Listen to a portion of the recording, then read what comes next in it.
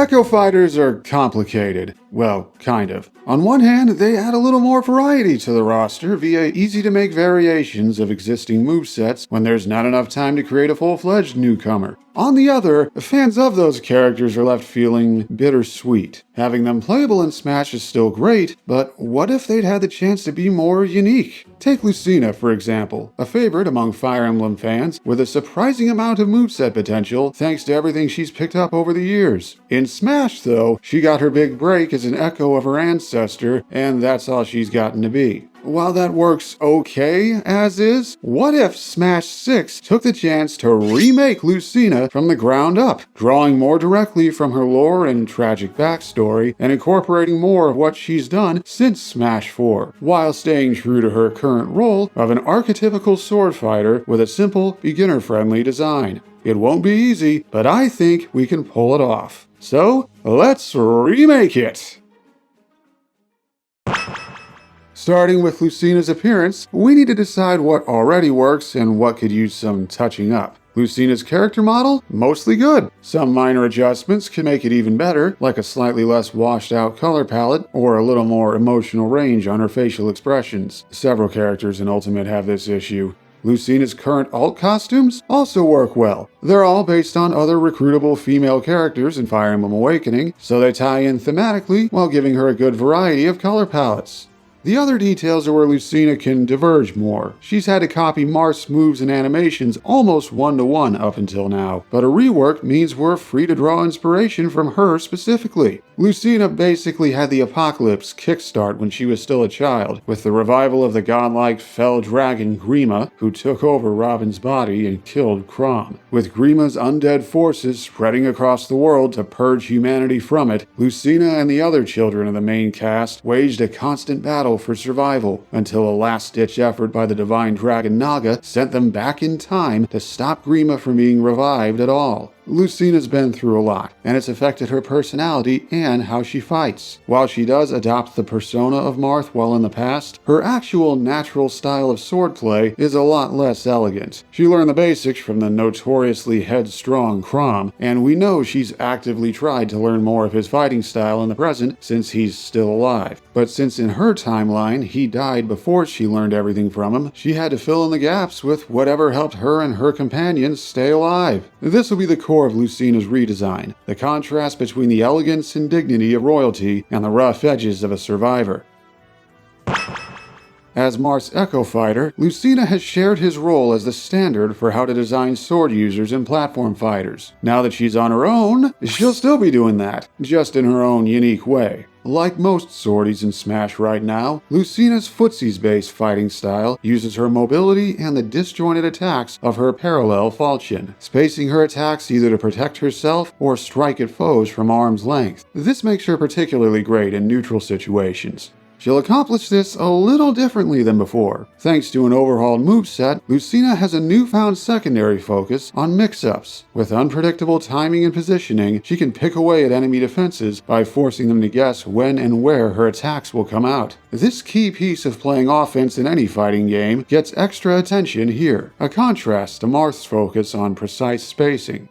Lucina's stats have also seen a shake-up. Still emphasizes speed over strength, but now she does it differently. The biggest upgrade? She runs faster than Marth now, and is less sluggish in the air. A 5% buff to run speed puts her in the top 20 fastest, and while her airspeed is about 3% slower, and her default fall speed is unchanged, a certain other stat changed a lot. Gravity determines how quickly a fighter reaches their max fall speed, and Marth and Lucina have had very low gravity for 2 games and counting. Raising Lucina's gravity to be slightly above average makes her jumps feel less floaty in practice, letting her land faster and mix up her pressure between air and ground more easily. This does come with a cost. Her walking speed is a whopping 18% slower now. Instead of tied for fastest in the game, it's still the 15th best. Still great, just not unparalleled. Changing Lucina's mobility and moveset have shaken up some of those numerical ratings on the lower right. Her damage output has taken a small hit, but her combo potential is a little better. No longer using a moveset built to account for superpowered tipper hits, instead she emphasizes speed and finesse like her roughly average stats in Awakening. While their offense might feel pretty mid, Lucina's recovery makes up for it. Inspired by how long she stayed alive against Grima's forces in her original future, she can make it back to safety more easily than ever before. Arguably the best recovery of any Fire Emblem character now. And it too has extra mix-ups to throw off enemy timing and positioning. New strategies she's adapted into her repertoire. I've teased it enough. Let's see that overhauled moveset. Starting with the basics, there are already some changes. Lucina's jab combo now starts with a quick forward punch, not unlike Ike's jab, then a short upward chop with her sword, then finishes with a downward slash. Living through the apocalypse has made her more resourceful and added more improvised moves to her repertoire. Deals slightly more damage than before with identical startup. Lucina's forward tilt is also new, a decently quick horizontal slash based on an attack animation in Fire Emblem Awakening. It's a rock-solid spacing tool you can angle up or down. The up-angled version deals a bit less damage, but it has some extra vertical movement on the swing for a taller hitbox. Lucina's up tilt has her bring her sword back over her shoulder and slash above her head from back to front, like a quicker, shorter version of Link's up tilt. Doesn't cover her sides as well as the original animation, but this more focused attack has less end lag that makes it a better combo starter. Down tilt's a lot like the old one, stabbing forward at ground level. The main difference is its animation, thrusting forward more forcefully at the start, then waiting slightly longer before pulling her sword back. Lucina's got another new move for her dash attack, and it too is a direct pull from Awakening. This far-reaching sliding stab has a lot of motion as well as some solid power at the start, but it does not pass through enemy shields. It helps her players learn not to overuse their burst options lest they get punished. Lucina's smash attacks follow the same idea, simple changes that are more in character. Marth's old forward smash is nice and all, but how about something with more impact? Based on one of her critical hit animations in Awakening, Lucina leaps forward and delivers a powerful downward swing that literally impacts the ground. She doesn't jump nearly as high or far as in the animation here, but it'd still go half her dash length forward and hop over low attacks. But what about other games besides Awakening? Drawing from her moveset in Fire Emblem Warriors, Lucina's new up smash has her drag her sword across the ground and swing it upward with so much force that it leaves a scar in its wake. Compared to her old up smash, it reaches further and deals diagonally upward knockback. But since the slash stops diagonally up and behind her, it doesn't fully cover both sides. More unrefined, it is. Lastly, Lucina's down smash is her old one with a tweaked animation. Instead of a simple forward and back slash, she crouches and pivots in place, letting the momentum carry her sword in a circle at ground level. It's sort of like a shorter version of Shulk's down smash, only going around once. Next up, Lucina's aerials, starting with a twist. Instead of the usual Sword Lord spin, she'll do an almost full circular swing of her sword, starting from low and coming around counterclockwise. In practice, it's sort of like a sped-up Shulk Nair with a cleaner swing and more combo-friendly knockback. Lucina's forward air is the classic downward sword slash. This one's simple enough that she could have learned it before Chrom kicked the bucket. Still as good of a mid-air disjointed attack as always. Back air's a new one. Lucina quickly turns around and performs a horizontal slash with extra power on it. Takes a little after Ike's back air now, another Fire Emblem character who didn't get to fully learn his father's fighting style. Has a similar niche, a finisher and or surprise turnaround option. Lucina's up air is also mostly unchanged. A crescent slash above her with great reach and disjoint. It takes some time to start taking stocks, but it excels at a sword fighter specialty, juggling opponents so they can't get back down to the stage. Finishing the set, Lucina's new down air is unusual. Another move she's associated with, she grabs her sword with both hands and plunges diagonally downward. This dive kick style move has some power on it and leaves her wide open, meaning she still has a classic swordy weak point, being vulnerable to getting juggled herself if she isn't careful about how she lands. Now for Lucina's grab game, which helps with her mix-ups. Her grab animations are still the same as before, reaching her left hand out to try and grapple someone. Frame data is typical for a weapon user, that is, slightly slower than brawler grabs. Her pummel's also unchanged, kneeing her opponent for some extra damage before tossing them away. How have her throws changed? Well, some have. Her forward throw is similar to the old one, but instead of a fancy-looking toss, she shoulder checks her foe instead. Hey, whatever works, it's functionally similar. Her back throw is also more hands-on, grabbing her target with her left hand, spinning around, and forcefully flinging them away. This one's a kill throw now, KOing near the ledge around 150-ish. Instead of simply tossing the opponent upward, Lucina's up throw sends them that way now with a quick rising slash of her sword. Deals more damage, but with lower knockback growth that eliminates its ability to KO off the top, further differentiating her from Marth. And her down throw is unchanged, bouncing her foe off the ground and letting her combo it into certain aerials for a decent percent range. Finally, what can we do with Lucina's taunts? Her up taunt stayed the same, complete with the pose she's often associated with. But her side taunt works differently now, taking a more battle-ready stance with her sword held forward, as she says, "For a brighter future," or rarely, "For my father."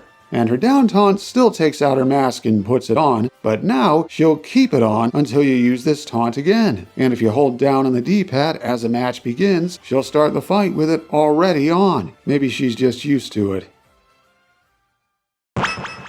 Now, what can we do with Lucina's specials? Would you believe me if I said we're changing all of them? First up, her neutral special, which builds off of one of Awakening's signature mechanics. Dual strikes allow an ally paired up with or adjacent to a unit in combat to jump in and deliver an extra attack. But how can Lucina pull that off with no consistent teammate to pair up with? Press B, and Lucina stops in place and charges her sword with a bluish divine aura. Let go, and she performs a downward slash with a burst of aura at the end. Its power dependent on how long you held. But as Lucina charges, the aura also coalesces behind her into an apparition formed in her likeness. Once she attacks, press B a second time to have the doppelganger rush forward with a follow-up attack of its own. Since you can vary the timing of this second hit, you can use it to combo out of the first part, pressure ledges, or catch an opponent dodging or sitting in shield. And there's more. If one of Lucina's teammates passes by while she's charging, the apparition transfers over to them. Press B a second time then to perform a dual strike in spirit with your ally.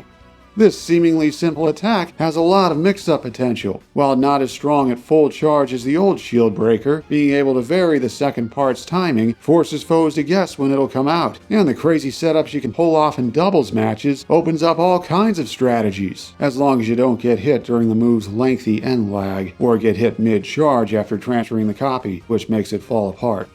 Lucina's other specials will tap into something else she's gained over time. Alternate weapons. She's been using more than just swords on and off. And while this recurring skill that raises the user's speed or ability to double attack when initiating combat might have debuted after Awakening, several Lucina variants in Fire Emblem Heroes have had different versions of it by default.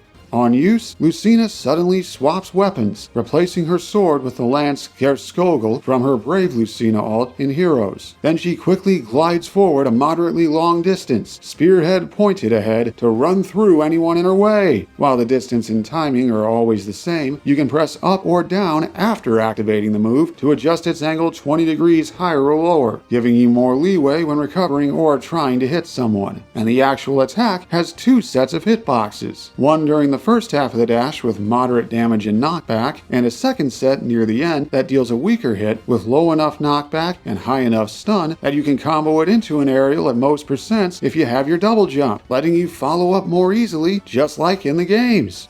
Darting Blow is a burst option for mid-air movement and offense with some extra combo potential. But since doing that requires using it from further away, you have to pick your openings wisely so your targets can't just react and shield or dodge it. It also has extra utility off stage. Since Lucina doesn't go into freefall afterward, it's the biggest reason why her recovery is so much better.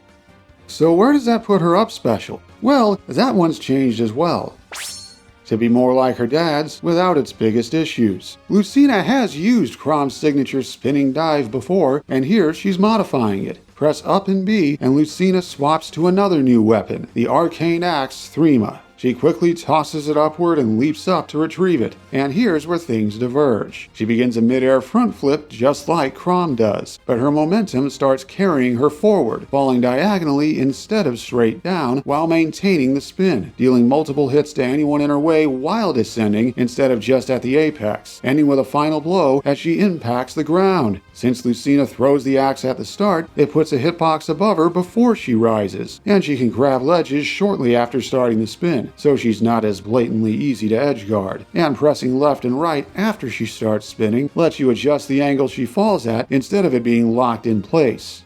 Now Lucina's up special becomes more connected to her as a character and helps her survive after being sent off stage more easily than Chrom's version does. It still deals legit damage if you use it on stage, though make sure you press inward if you're near the ledge so you don't sail off into the abyss. Though this version does stop once she's descended far enough, so she can't drag people into the blast zones with her or put constant hitboxes out while trying to land from high up. Now what about Lucina's down special? Can we do something more interesting than a generic counter move? Of course we can. One of the skills Emblem Lucina offers in Fire Emblem Engage grants the bearer increased evasion, but a lower crit rate, while using a bow. We can adapt that into a more unique counterattack. On use, Lucina equips the otherworldly bow Tone, her legendary variant uses in Heroes. While doing so, she leaps backward to evade any attacks targeting her immediate position. But this move is more than just a backwards jump. Press B again, and she knocks an arrow formed from divine energy and fires it directly at where she previously stood, striking anyone who thought they could rush in. The arrow deals minor damage in flight, but explodes on contact with a stage surface, dealing more damage over a small circular area. And since Lucina is not put into freefall afterward, she's free to take further evasive action or run back in and press the advantage. Bow Agility is a unique indirect counter special that punishes enemy aggression by getting out of the way and putting a hitbox in your place. This thing hard counters enemy burst options if an opponent gets too trigger happy. While it may not put you into freefall, there is quite a bit of end lag, so don't overuse it or other players will wise up and overshoot to hit you or send one of their own projectiles your way. And if this move seems familiar, it ended up a lot like Fleet's down special in Rivals of Aether 2, despite me forgetting it worked that way when I drafted these specials months ago. Accidental plagiarism or great minds thinking alike? You decide.